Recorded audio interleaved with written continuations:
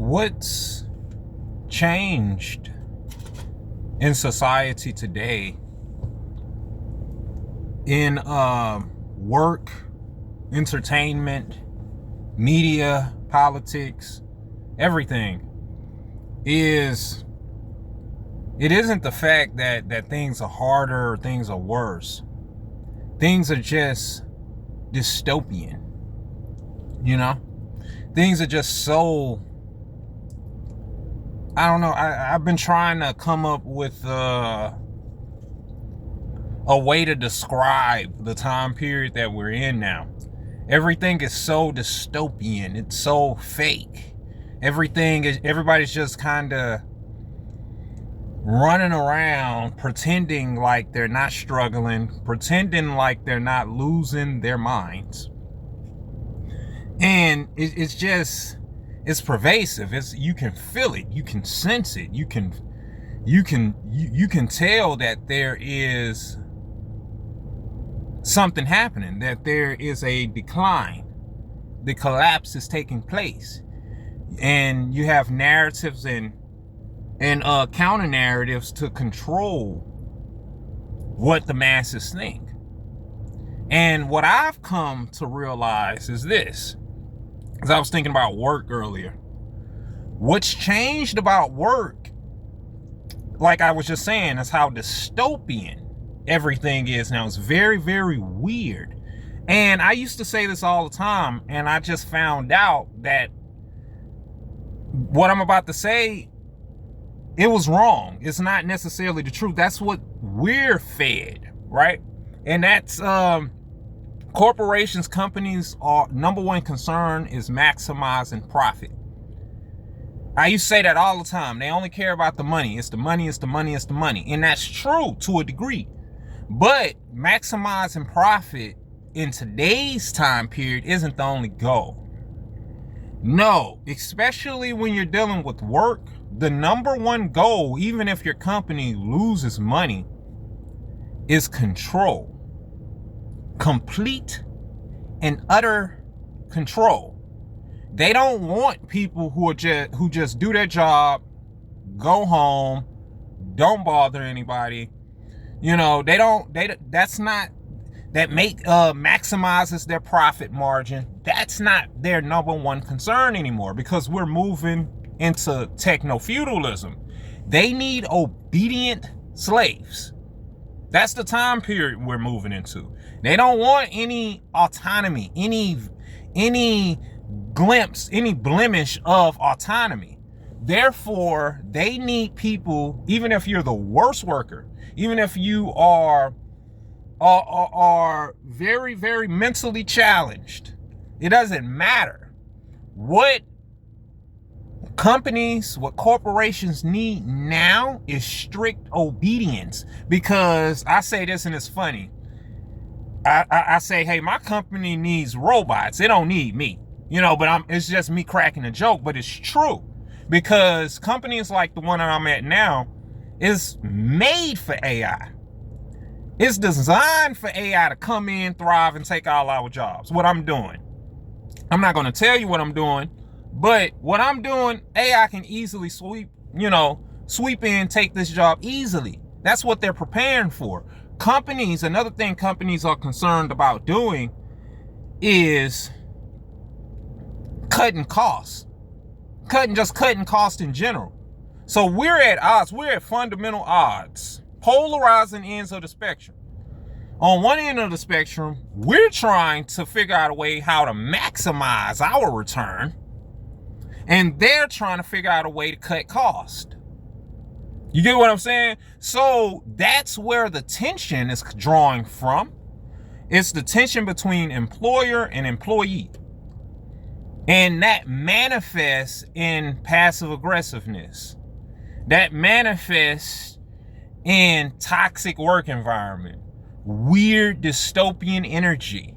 That's how it manifests. Because yesteryear, when my grandpa worked, you could just talk shit and you can cuss him out. He cusses you out. Y'all go back to work. Right? And then inflation wasn't as bad as it is now. So you could go work for the union, make a lot of money. You can do a lot of things. You can work for a company for 20 or 30 years and your family be straight. We're moving beyond that time period. That's why I say that a lot of boomers and some Gen Xers too, they don't have anything to offer this new generation. All of your advice, everything that you know is now outdated. The society that you came up in and that you understand and that worked for you no longer works. People can't survive. One person cannot survive making $10, $15 an hour. You can't. You can't. And I've explained this to different older people, and it's like they can't comprehend it.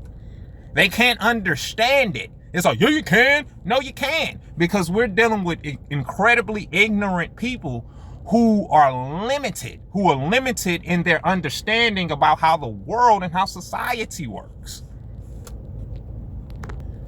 But I've talked about this in the past. This is what we're moving towards, techno-feudalism. We're moving towards, well, pretty much we're here now. It's just going to be hyper-normalized. It's hyper-normalization, techno-feudalism, ecosystems, privatization, everything privatized, from healthcare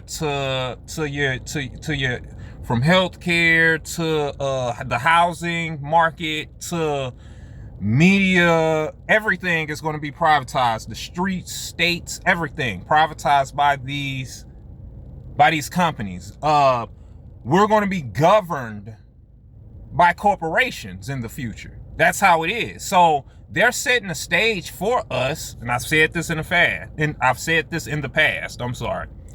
For us to get used to renting, get used to this subscription-based society, because that's how it's going to be. Except it's going to be hyper-normalized to the point where we don't think anything of it. And it's not just going to be cars and rent and the things that we're used to. It's going to be everything. And they're going to divide the masses up by these few corporations, and we'll have the illusion of choice to choose in between which ecosystem that we want to live under, which rule, which we're going back to feudalism. So who do we want our lords to be, and who do we want to be the serfs under? You feel what I'm saying? And just to get to this point, all that the media has to do, because you got to understand, left wing and right wing, they're all working towards the same goal.